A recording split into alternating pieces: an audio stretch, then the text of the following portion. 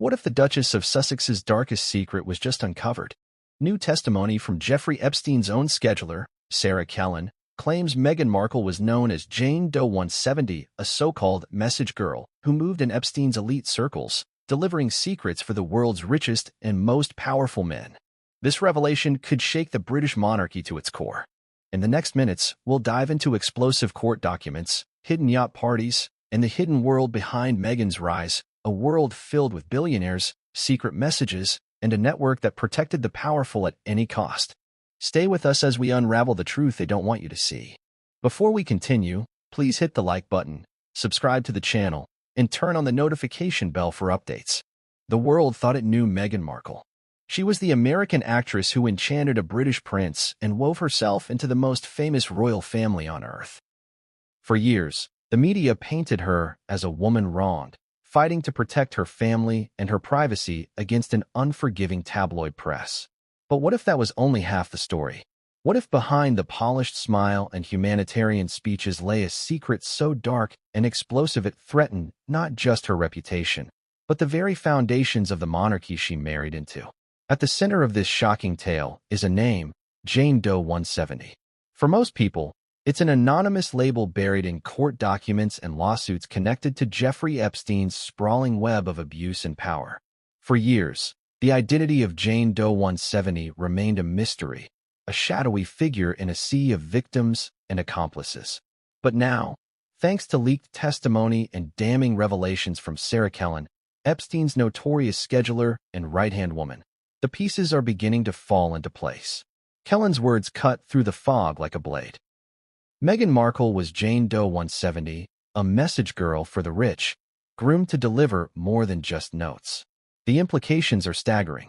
If true, this revelation suggests Meghan's past is entangled with one of the most sinister criminal enterprises of our time. It casts her marriage to Prince Harry in a whole new light and raises urgent questions about how far she was willing to go to ascend to unimaginable heights of wealth and power. But let's step back for a moment.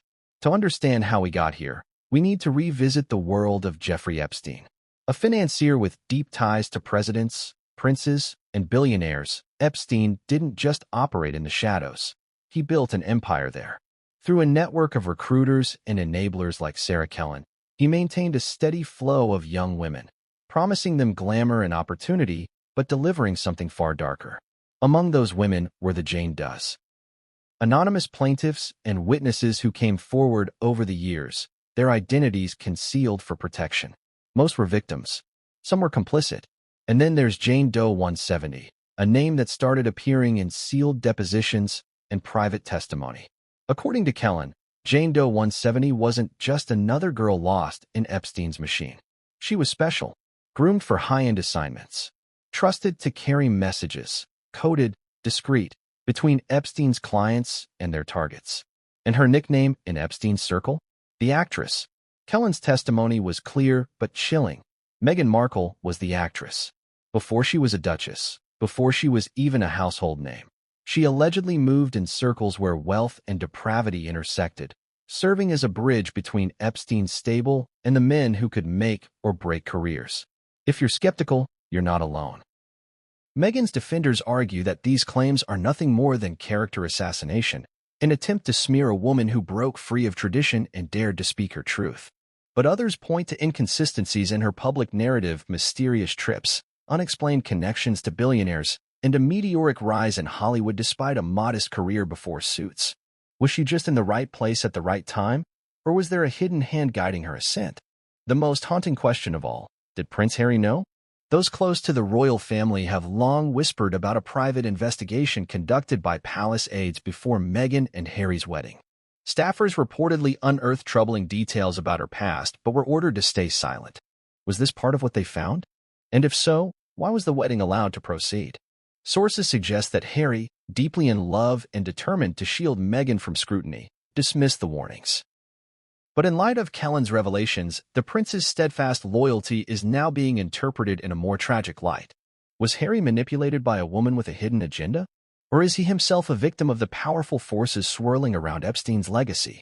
In the coming minutes, we're going to peel back the layers of this tangled web. You'll hear the details of Kellen's confession, the coded language Epstein's circle used to operate in plain sight, and how Meghan allegedly fit into the system. We'll revisit her trips to Monaco and Ibiza, the yacht parties where billionaires and models mingled in secrecy, and the pattern of connections that now seem too calculated to ignore. This is not just a story about one woman.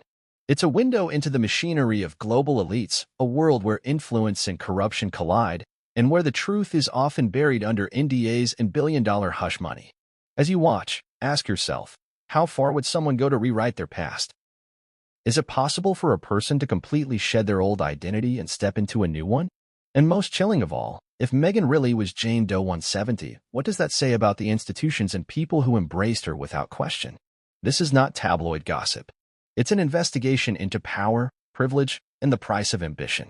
And by the end, you may never look at Meghan Markle or the royal family the same way again. Meghan Markle's rise to fame and royalty has always been painted as the ultimate fairy tale. A biracial American actress, known for her role in a mid-level cable drama, somehow caught the eye of Britain's most eligible bachelor, Prince Harry.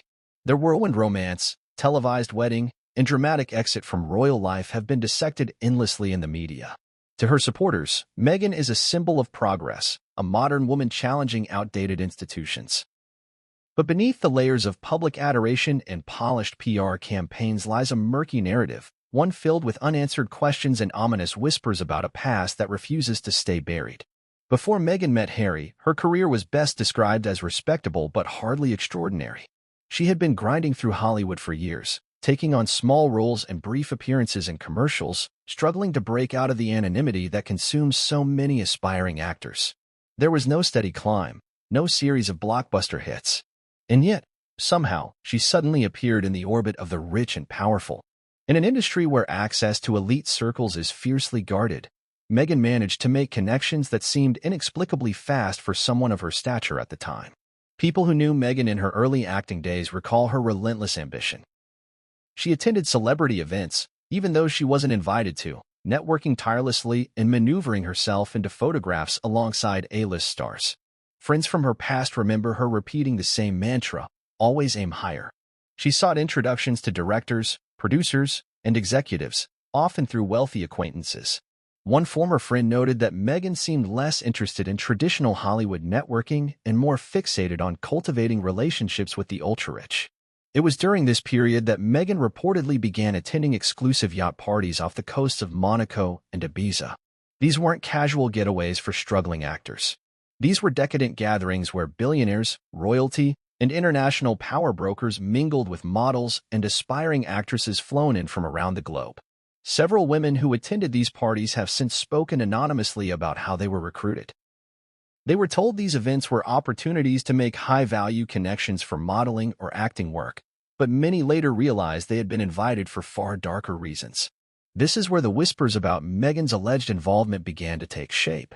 Was she merely a guest-seeking opportunity, or did she play a more active role in the operations that sustained these gatherings? Enter Sarah Kellen, Epstein's infamous scheduler. In her testimony, Kellen describes how young women were recruited not just for companionship but for delivering messages. These weren't handwritten notes or business memos. The term message girl was allegedly code for someone tasked with making introductions, delivering coded instructions, and, at times, providing discreet services to Epstein's associates. Kellen's statements sent shockwaves through investigative circles because of their specificity. She spoke about a striking young woman, biracial, with acting aspirations who was known as Jane Doe 170 within Epstein's network. This woman, Kellen claimed, was trusted to meet with high-level clients and deliver information too sensitive to transmit electronically. She was attractive, articulate, and ambitious, an ideal choice for discreet interactions that would fly under the radar. Meghan's defenders argue these allegations are nothing but a calculated smear. They point out there is no hard evidence linking her to Epstein or his circle. Yet others point to intriguing coincidences. Meghan's trips to Europe in the years before she met Harry included stops in places notorious for elite gatherings: Monaco, St. Tropez, and London's Mayfair district. In one instance, she posted a photograph on social media from a yacht, her caption teasing about living the dream. The post was later deleted without explanation. At the same time, Meghan's romantic life seemed curiously intertwined with powerful men. Before Harry, she was linked to Corey Vitiello, a celebrity chef, and reportedly mingled with wealthy businessmen in Toronto's high society. Critics question whether these relationships were all organic or if they were stepping stones in her larger ambitions. The contrast between Meghan's public persona and these allegations is stark. She presents herself as a feminist, a humanitarian, a woman who fought her way to the top through talent and determination. But if Sarah Kellen's claims are true, Meghan's path may have been paved with darker compromises. The role of message girl would mean she wasn't just a passive participant at elite gatherings. She was allegedly trusted to play an active part in a system designed to protect the secrets of men far more powerful than herself. To be clear, none of this has been proven in a court of law. But the weight of Kellen's statements and the patterns emerging from Meghan's past are enough to fuel serious doubt. If Meghan was Jane Doe 170, as Kellen insists, then the Duchess of Sussex has spent years hiding a double life that even her closest allies may not fully understand. The next question is how this alleged double life could have intersected with Prince Harry's world. Was Meghan's meeting with Harry a coincidence? Or was it the result of calculated proximity to the royal family?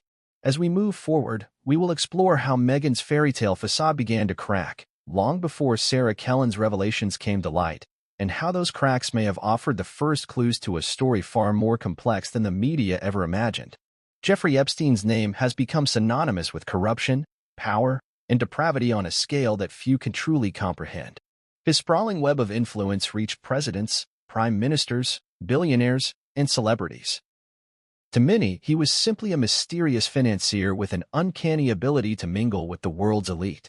But behind the scenes, Epstein operated a machine of exploitation so vast and intricate it rivaled the operations of intelligence agencies. Understanding Epstein's dark network is crucial to unraveling the claims about Meghan Markle and her alleged role as Jane Doe 170. It's a network built on control, secrecy, and a promise of access to the rich and powerful at a price. Epstein's base of operations was his mansion in Manhattan, but his reach extended to the Caribbean, Europe, and beyond. At the center of his empire was a system designed to lure young women into his orbit. Many were approached with offers of modeling work, acting roles, or personal assistant positions. These weren't random encounters. Epstein's recruiters targeted women who were ambitious but vulnerable, financially insecure, or desperate to break into industries that thrive on connections. Sarah Kellen, often described as Epstein's right-hand woman, played a critical role in this system. As the so-called scheduler, Kellen allegedly coordinated not just Epstein's daily activities, but also managed the flow of young women into his circle. She kept meticulous records of names, dates, and places, ensuring Epstein's preferences were met with precision. In her testimony, Kellen described the hierarchy Epstein maintained. At the bottom were the new recruits, unsure, hesitant, often manipulated into compromising situations. Higher up were the special girls, women Epstein trusted with more delicate assignments. These weren't the ones being victimized in the obvious sense. They were intermediaries. They helped manage the younger women, handled sensitive communications, and were even sent abroad for specific tasks. It was within this layer of special girls that Jane Doe 170 allegedly operated. According to Kellen, Jane Doe 170 wasn't brought in as a naive victim. She was selected because of her poise, her intelligence, and her ability to move seamlessly among elite men without raising suspicion. In Epstein's lexicon, she was referred to as a message girl. This role wasn't about passing written notes. It was about making discreet introductions, smoothing over arrangements, and ensuring Epstein's most powerful clients received what they wanted without leaving a trace. What made Epstein's system so insidious was its plausibility. To an outsider, it might appear that these young women were simply enjoying the perks of wealthy companionship, luxury yachts, private jets, access to exclusive events. But beneath the glamorous surface was a transactional reality. These interactions were carefully choreographed to create dependence and silence.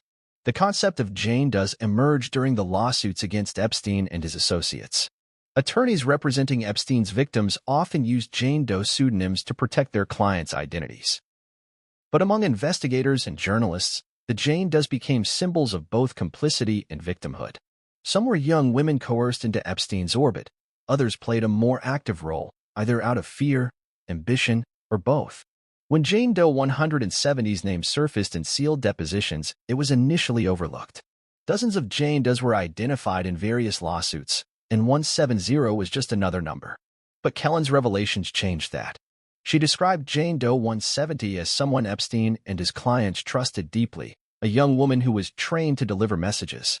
She didn't just interact with Epstein. She mingled with his most influential associates, many of whom preferred to deal with women directly rather than through male intermediaries. These claims gained credibility as Kellen provided details that only an insider could know. She described the message girl training process, where women were taught how to dress, speak, and behave in a way that put powerful men at ease. They were instructed in subtle cues, how to read body language, and how to shift conversations toward desired outcomes without ever appearing forceful. Investigators have since linked these operations to Epstein's broader strategy of gathering intelligence on his clients. Some speculate that Epstein wasn't just providing services but also collecting leverage, information that could be used for blackmail if necessary. In this context, women like Jane Doe 170 weren't just intermediaries. They were assets in a sophisticated network of influence. If Meghan Markle was indeed Jane Doe 170, as Kellen asserts, then her role in Epstein's world wasn't passive. She would have been trusted to carry sensitive information and to interact with men whose names could destabilize governments if revealed. Critics argue there's no hard evidence tying Meghan to Epstein, but others point to the circumstantial links. Her presence at European hotspots known for Epstein's gatherings, her friendships with figures who later appeared in Epstein's flight logs, and her meteoric rise in Hollywood despite years of minor roles. The Epstein network was built on plausible deniability. Women who participated often convinced themselves they weren't doing anything wrong. They weren't directly involved in crimes. They were just facilitating introductions, attending parties, or delivering envelopes. But Kellen insists that these roles were far from innocent. The message girls were vital cogs in Epstein's machine. Without them, the system wouldn't have worked. The world is only beginning to grasp the full scale of Epstein's operations. Court documents continue to emerge, revealing layers of complexity that make it difficult to separate victims from accomplices. But if Meghan was part of this network, even tangentially, it cast her public narrative in an entirely different light. The question remains: how did Epstein's network intersect with Meghan's ambitions? Did she see it as a stepping stone, a way to access the circle she longed to enter? Or was she a pawn, manipulated by forces far larger than herself?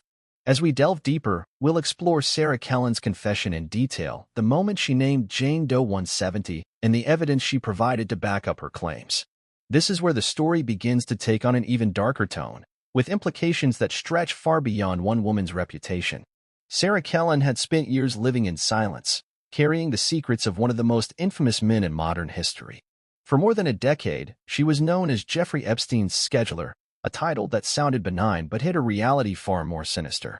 Behind the closed doors of Epstein's mansions and private jets, Kellen was the architect of an operation that recruited, managed, and sometimes manipulated young women to serve the powerful men who flowed in and out of Epstein's orbit. Now, as Kellen sat before investigators, her face pale but her tone unwavering, she prepared to lift the veil on a part of Epstein's operation no one had fully grasped. Her testimony wasn't just about Epstein's crimes. It was about the machinery that protected him, the women who served as bridges between Epstein and his clients, and one name that sent shockwaves through the room: Jane Doe 170. For years, Jane Doe 170 had been a ghost in legal filings. She appeared briefly in depositions, referenced obliquely in lawsuits, but no one could put a face to the name. Some assumed she was a minor victim too terrified to come forward. Others suspected she was a pseudonym for one of the women Epstein used to maintain control over his powerful friends. But according to Kellen, Jane Doe 170 was something entirely different. She wasn't like the others, Kellen began, her voice steady. She wasn't there because she was coerced. She wasn't a child, and she wasn't naive. She was selected. The investigators leaned forward. For years, rumors had swirled about young actresses being drawn into Epstein's circle under the guise of career opportunities. But Kellen's words suggested something far more deliberate. She had poise, Kellen continued. She could walk into any room, speak to any man, and make him feel like he was the most important person in the world. That's why Epstein trusted her with certain tasks. She didn't just keep secrets. She carried them.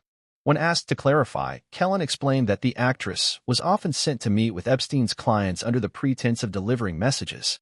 These weren't casual greetings or invitations. They were coded communications, instructions for meetings, reminders of agreements. Sometimes, Kellen said, the messages were verbal. Other times they were physical, concealed in envelopes or small gifts. Why use her? One investigator asked. Because she didn't raise suspicion, Kellen replied. She looked like someone trying to make it in the world. She wasn't the type you'd expect to be involved in something like this. That was the point. Kellen described how the actress traveled to Europe multiple times on Epstein's dime. She was seen at yacht parties off Monaco, at exclusive dinners in London and Paris. Her presence was always explained away. She was networking, meeting potential collaborators, looking for her big break. But Kellen claimed there was more to these trips than met the eye. She wasn't just networking. She was making introductions between Epstein's men and women they wanted to meet. She was setting the stage for deals, for favors, for things you can't write down. The room fell silent as Kellen spoke the words no one expected. Jane Doe 170 was Meghan Markle. The name hung in the air like a bomb. Meghan Markle, former Hollywood actress, Duchess of Sussex, wife to Britain's Prince Harry.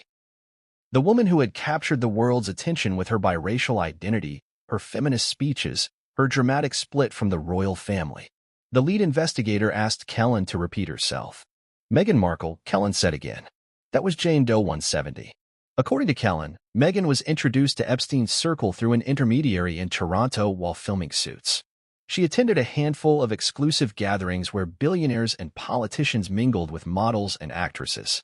Meghan was smart, ambitious, and eager to climb. Epstein allegedly saw in her an opportunity, a woman who could blend into elite circles while quietly advancing his interests. Kellen was quick to clarify that Meghan was not trafficked in the way many of Epstein's victims were. She wasn't underage. She wasn't forced. She saw it as a stepping stone. But what exactly did Meghan do as Jane Doe 170? She delivered messages. She arranged meetings. She helped facilitate introductions. She wasn't working for Epstein directly, more like she was aligned with him for a time. She wanted access, and he could give it to her. The investigators pressed for evidence.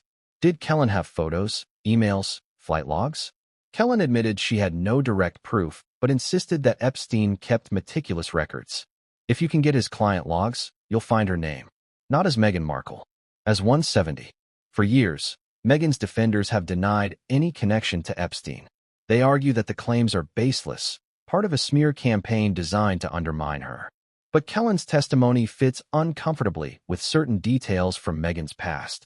There were her trips to Europe in the mid-2010s, often with no public explanation. Her attendance at high-end events and parties where few struggling actresses were ever invited. Her ability to form connections with influential men who could open doors in Hollywood and beyond. Critics point to one photo in particular. Meghan aboard a yacht in the Mediterranean, dressed in white, surrounded by wealthy companions. The image appeared briefly on her social media before being deleted. At the time, it was dismissed as a vacation snapshot. In light of Kellen's statements, it has taken on a darker tone. And then there's the question of Harry. Did he know about this alleged past? If so, was he complicit in covering it up, or was he himself deceived? Kellen described how Meghan's relationship with Harry was viewed within Epstein's circle. They thought it was perfect. If she married into the royal family, she'd have influence beyond anything Epstein could offer her. Some even joked about it. The actress is going to be a duchess. The investigators were stunned. If true, these claims had implications not just for Meghan's reputation, but for the integrity of the British royal family. But why was Kellen speaking now? I'm tired, she said simply. Tired of protecting people who don't deserve protection. Meghan wasn't the worst of them, but she wasn't innocent either. Her words leave more questions than answers. Is Meghan Markle truly Jane Doe 170? Or is this part of a larger attempt to destroy her? In the next section, we'll examine the evidence surrounding Meghan's alleged travels and her presence at elite gatherings, including the infamous Monaco yacht parties, and how these events may have played a pivotal role in shaping her trajectory from Hollywood actress to duchess. The Mediterranean is a playground for the world's elite.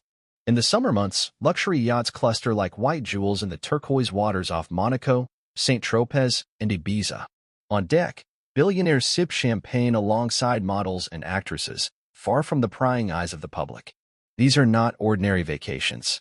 They are exclusive gatherings where deals are made, alliances are formed, and where, according to insiders, Jeffrey Epstein's network often operated in the shadows. It's in this glamorous but dangerous world that Meghan Markle's story takes a darker turn. Before she met Prince Harry, Meghan's life was documented on her now-defunct blog, the TIG, and through carefully curated social media posts. She shared photos of her travels, her meals, her friends. But some trips never appeared on Instagram. These were journeys that, according to Sarah Kellen and others familiar with Epstein's network, connected Meghan to yacht parties where Epstein's influence reached far beyond his own presence. One such party took place off the coast of Monaco in 2015. The details emerged from two separate witnesses, both of whom spoke under conditions of anonymity. They described a lavish gathering aboard a vessel owned by a European billionaire with ties to Epstein. Models flown in from Miami and London mingled with powerful businessmen, politicians, and a few recognizable Hollywood faces. One attendee recalled seeing Meghan there. She stood out because she wasn't like the other girls, the source said. She wasn't passive. She worked the room. She knew exactly who she wanted to talk to. This wasn't the first time Meghan had attended such events, according to Kellen. In her deposition, Kellen claimed Meghan was invited to multiple yacht parties, not as a passive guest, but as a facilitator of introductions. These weren't chance encounters. Epstein's operation depended on women like Meghan to bridge the gap between powerful men and the young women they wanted to meet, all under the guise of glamour and exclusivity. Photos from Meghan's time in Europe show her in picturesque locations: Italy, Greece, France. On the surface, they appear to be standard vacation snapshots. But critics note the timing and frequency of these trips coincide with gatherings Epstein and his associates were known to frequent. One particular photo, briefly posted on Meghan's social media before being deleted, showed her on the deck of a yacht, her hair blowing in the wind, a glass of wine in her hand. The caption read, "Living my dream life." Years later, this same photo has been scrutinized for clues about who else was aboard that yacht. Investigators looking into Epstein's operations believe Meghan may have used these trips to cultivate relationships that propelled her career forward. The Mediterranean yacht circuit isn't just about leisure. It's an informal marketplace of influence. Actresses and models attend to meet producers, investors, and agents. For some, these encounters lead to legitimate opportunities. For others, they result in quiet transactions that blur the lines between business and exploitation. Kellen described how Meghan excelled in these environments. She had a way of making people trust her, Kellen said. She wasn't just there to look pretty. She was smart, engaging. That's why Epstein trusted her to carry messages. She could interact with these men without raising suspicion. If true, Meghan's role as a message girl placed her at the heart of an operation designed to protect the reputations of Epstein's clients. According to Kellen, Meghan didn't simply deliver verbal notes. Sometimes she brought physical items, envelopes, small packages, even gifts. These deliveries were made discreetly, often under the cover of a social visit or casual meeting. Critics argue there's no hard evidence Meghan participated in such activities. Yet those familiar with the yacht party circuit say her presence alone raises questions. "These aren't places you get invited to unless someone vouches for you," said a former yacht attendee. And the people doing the inviting aren't running charities. They have their reasons. Meghan's defenders dismiss these claims as sexist attacks on a woman who dared to succeed on her own terms. They point out she worked hard to build her career and accuse her detractors of inventing stories to discredit her. But others see a pattern too striking to ignore. One particularly troubling account involves a party in Ibiza in the summer of 2016, just months before Meghan met Prince Harry. According to a source present that night, Meghan arrived aboard a smaller vessel that docked alongside a mega-yacht hosting an elite gathering. The source claims Meghan spent hours in the company of a wealthy American investor known to be a close friend of Epstein. Whether these encounters were purely social or something more remains unclear. What is clear, according to Kellen, is that Epstein saw Meghan as a valuable asset, not just for her beauty but for her intelligence and ability to navigate elite circles. She wasn't naive, Kellen said. She knew the game. The question of how Meghan transitioned from this world to her royal romance with Harry has been the subject of endless speculation. Was her meeting with the prince a happy accident, as the couple claims? Or was it the culmination of years spent moving closer to circles of wealth and influence? There is no smoking gun, no photograph of Meghan with Epstein, no recording of her delivering messages. But Kellen insists the evidence exists. "Look at the logs," she said. "Look at the guest lists. She's there." If Meghan's presence at these yacht parties was innocent, why did she delete so many photos from her social media accounts before her relationship with Harry became public? Her supporters say it was an understandable move to protect her privacy. Her critics believe it was an attempt to erase a past that doesn't fit the narrative of a feminist activist and humanitarian. As we examine the men Meghan allegedly met during these gatherings, the story grows even more complex. These were not just random billionaires. Some were politicians, media moguls, and men whose names have surfaced in other Epstein-related investigations. In the next section, we'll uncover the identities of these men and explore the possibility that Meghan's past connections weren't merely social. They were part of a calculated strategy that placed her on a collision course with royalty. The world of the super-rich is not just defined by wealth. It is shaped by discretion, influence, and the unspoken agreements that govern every interaction. For young women trying to ascend these social heights, the stakes are often invisible to the outside world, but glaringly clear to those inside the inner circle. Meghan Markle's alleged connection to Epstein's network as Jane Doe 170 becomes even more complex when we begin to examine the men she reportedly encountered during her years navigating elite gatherings. Sarah Kellen's testimony placed Meghan squarely in the orbit of Epstein's most influential clients. According to Kellen, these men weren't random billionaires or idle aristocrats. They were power players whose reputations were protected at all costs: media moguls, politicians, royal heirs, and financiers with global influence. Each one, she claimed, had interacted with Jane Doe 170 in a way that went far beyond a casual introduction. The first name that comes up in Kellen's deposition is a French media tycoon known for hosting decadent parties on his 150-foot yacht anchored off Cannes during the film festival season. His reputation for lavish hospitality is matched only by the allegations that young women were flown in from around the world to entertain his high-profile guests.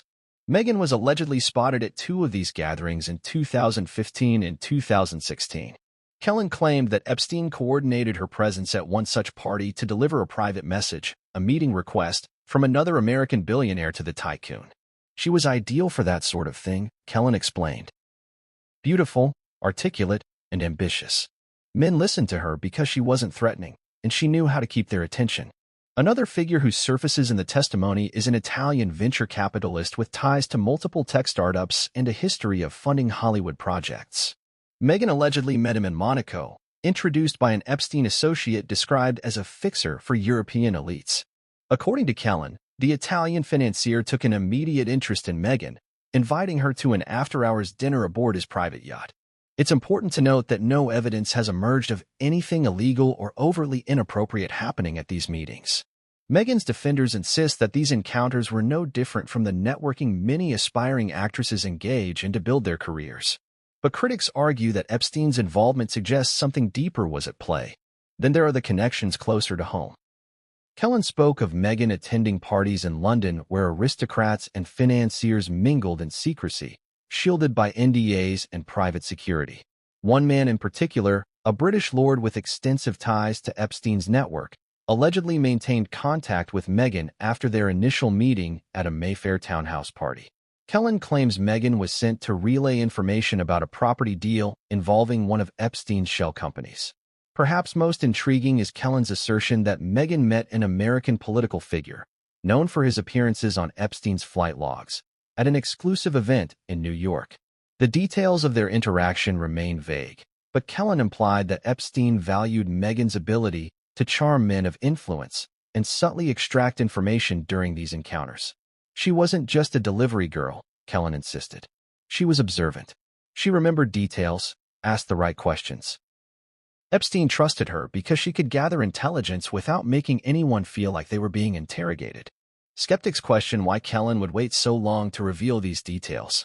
Some believe she is attempting to deflect blame from her own role in Epstein's operation, but others see her testimony as a window into the mechanics of a system that thrived on plausible deniability.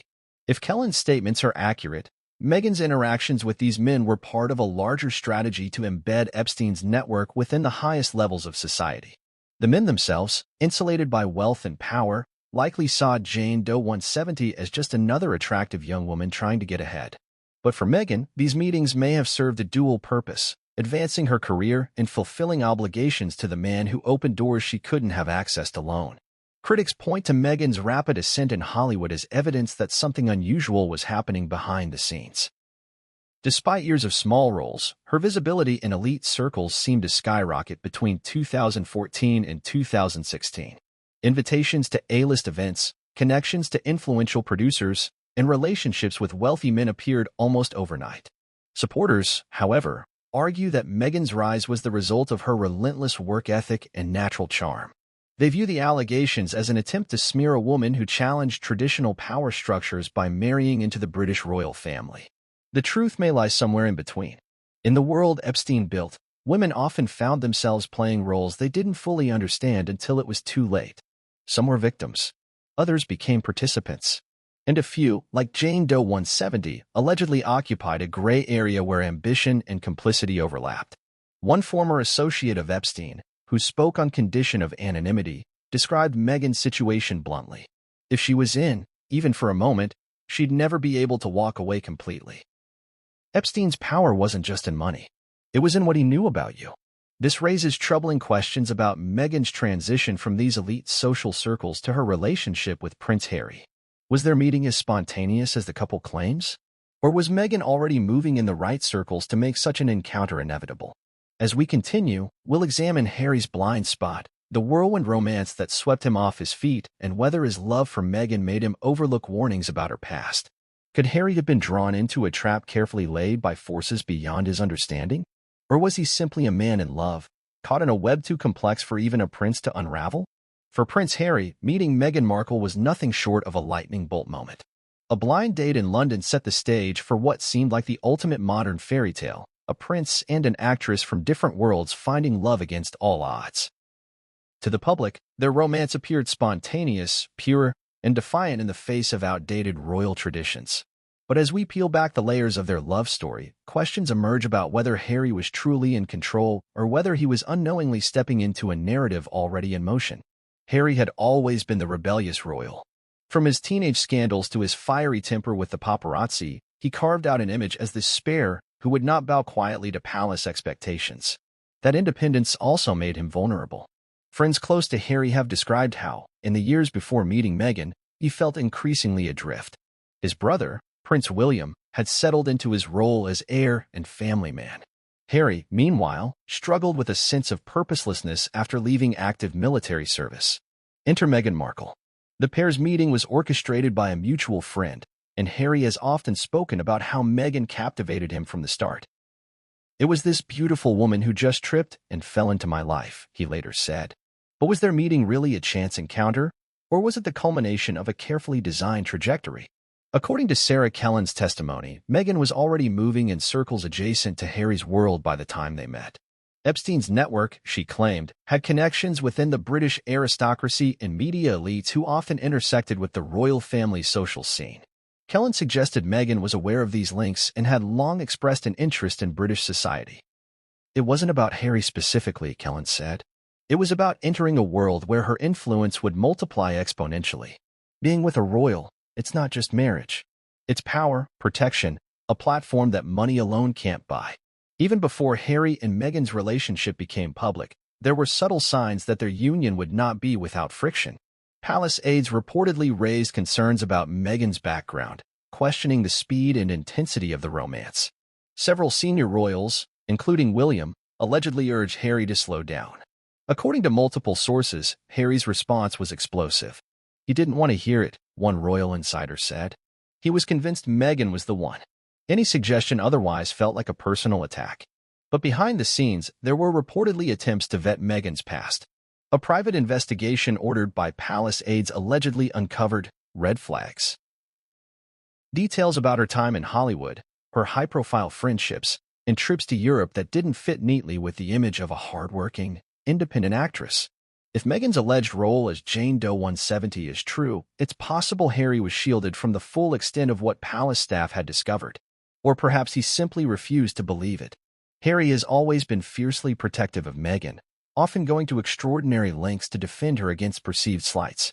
Early in their courtship, he issued an unprecedented statement condemning the media's racial undertones and abuse directed at Meghan. This move, while praised by some, also signaled to palace insiders that Harry would tolerate no criticism of his girlfriend, even constructive advice. Was this protectiveness born of love alone?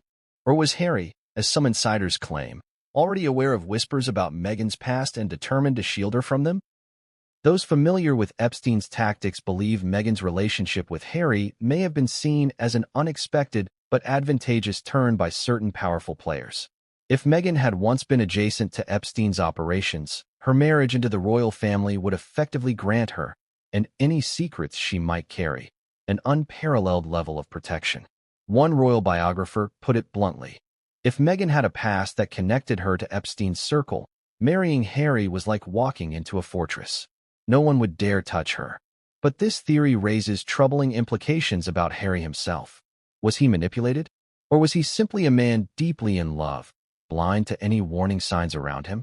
Critics argue that Harry's emotional state at the time made him susceptible to such manipulation. Haunted by his mother's death, distrustful of the press, and increasingly alienated from his family, he may have seen Meghan as a savior figure, someone who could offer him the unconditional love and support he craved. Meghan's supporters, however, see it differently. They argue that Harry fell for Meghan because of her intelligence, compassion, and strength. They dismiss allegations about her past as baseless attacks fueled by racism and sexism. But the timeline of events raises questions. Meghan's relationship with Harry progressed at breakneck speed. Within months, she was being introduced to the Queen, and less than 2 years later, they were married in a globally televised ceremony. Those who know Harry well say he has always followed his heart, often to the detriment of logic or tradition. But if Kellen's allegations are true, it suggests the possibility that Harry's heart may have been led down a path carefully laid by others. As their relationship deepened, so too did Harry's rift with his family. Meghan was blamed for driving a wedge between the brothers, but perhaps Harry's isolation was precisely what made him double down on his loyalty to her. In his mind, protecting Meghan became synonymous with protecting himself. If Meghan's alleged past as Jane Doe 170 was ever revealed to Harry, it's unclear how he would have responded. Would he have believed it? Or would he have dismissed it as yet another attack on the woman he loved?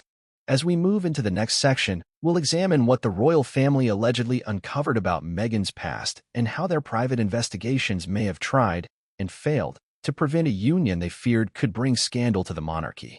Within the hallowed walls of Buckingham Palace, secrets are currency, and silence is a survival skill. The British royal family has weathered centuries of scandal, betrayal, and public scrutiny. Yet few moments in recent history rattle the institution as much as Prince Harry's relationship with Meghan Markle. To the world, their romance seemed a welcome injection of modernity into the monarchy. But behind closed doors, palace aides and senior royals were deeply uneasy. The unease wasn't just about Meghan's nationality, race, or divorcee status, though those factors certainly created ripples among Britain's more traditionalist circles. According to multiple palace sources, their concern ran deeper. Before the engagement was even announced, whispers of Meghan's past began circulating among senior staff. And what they discovered, or thought they discovered, prompted a discreet but far-reaching investigation into her background. This was not a simple Google search. The palace employs former intelligence officers, private investigators, and security experts whose job it is to vet anyone entering the inner sanctum of royal life. Their work isn't just about security. It's about protecting the crown from association with individuals who might bring disrepute or worse, scandal that could destabilize the institution. One senior aide reportedly described the investigation as standard procedure, nothing personal. But as their inquiries unfolded, Meghan's history began to raise what they called red flags. The first area of concern was her rapid rise through Hollywood's social hierarchy. Meghan had spent years in minor acting roles and was by no means a household name. Yet palace investigators were surprised by the breadth of her connections among wealthy businessmen and high-ranking figures in Europe. Names kept appearing in the report that had previously surfaced in separate intelligence briefings about Epstein's circle. According to a palace insider, it was during this vetting process that Meghan's trips to Monaco, Ibiza, and the French Riviera were scrutinized in detail. Several of these journeys coincided with yacht parties attended by billionaires later implicated in Epstein's operations. Meghan's presence at these events, while not illegal, was enough to set off quiet alarm bells. The investigators reportedly uncovered testimony from individuals in Europe who claimed Meghan had been seen with a well-known Epstein associate in 2015. One source described her as charming, ambitious, and always surrounded by powerful men. These accounts were unverified, but in the shadowy world of royal vetting, even the hint of impropriety can spark a full-scale inquiry. It was at this stage, insiders claim, that Sarah Kellen's name first appeared in internal palace communications. Though her testimony naming Meghan as Jane Doe 170 had not yet surfaced publicly, rumors of Kellen's knowledge of Meghan's past reportedly reached palace ears through confidential channels. The royal family now faced a dilemma. If Meghan was indeed connected to Epstein's network, marrying her into the family could create catastrophic repercussions. But if the claims were false, opposing the relationship could spark accusations of elitism, racism, or worse, push Harry even further away. One aide described the atmosphere during this period as tense, almost paranoid. It wasn't about Meghan personally, the aide explained. It was about risk. The monarchy is built on perception, and perception can be destroyed in a single headline. At least one senior royal reportedly pushed for more aggressive action. Prince William, according to sources, urged Harry to delay the engagement until Meghan's background could be fully vetted. Harry, fiercely protective of Meghan, interpreted this as an insult and a challenge to his judgment. It was the beginning of the breakdown, said one former staffer. Harry felt cornered, like everyone was against him. And the more we tried to caution him, the more determined he became to shield Meghan from scrutiny. In the end, the palace investigations appear to have been inconclusive. The whispers persisted, but there was no definitive proof of wrongdoing. Without hard evidence, senior royals were forced to accept Harry's choice. The wedding plans moved forward, even as doubts lingered in the background. Some aides reportedly drafted contingency plans should explosive allegations about Meghan's past ever surface.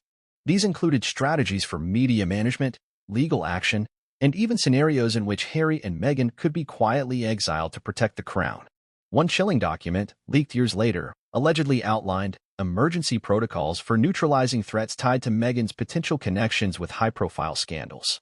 Among the threats listed, exposure of ties to Epstein network through Jane Doe 170 allegations.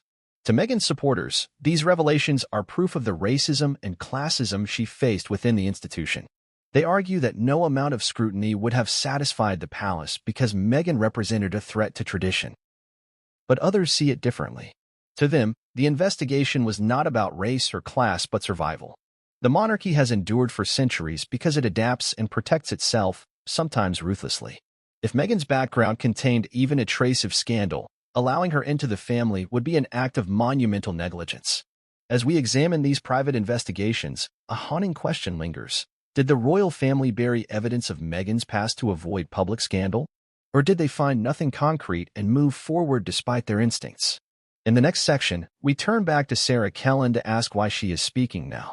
What motivated Epstein's former confidant to break her silence? And does her timing suggest a deeper game being played in the shadows of power?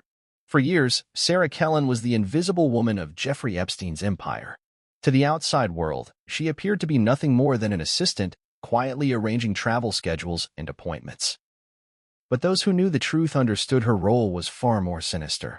Kellen wasn't just Epstein's scheduler, she was his right hand, the gatekeeper to a network of exploitation that spanned continents.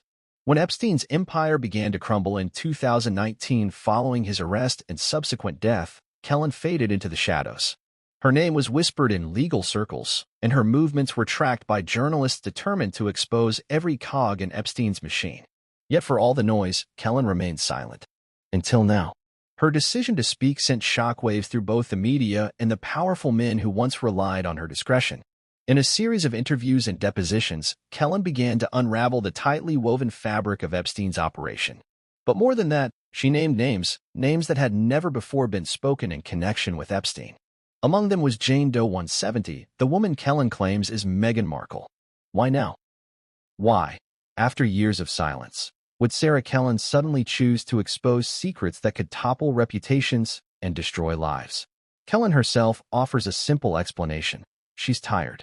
I've carried these secrets for too long, she said in one interview. I thought keeping quiet would protect me, but silence doesn't save you. It only chains you to the past. But those familiar with Epstein's world suspect there's more to her confession than guilt or exhaustion. To understand Kellen's motives, we must first examine her position within Epstein's hierarchy. Kellen was privy to everything: flight manifests, guest lists, payment records, and, perhaps most importantly, the coded language Epstein used to protect his network.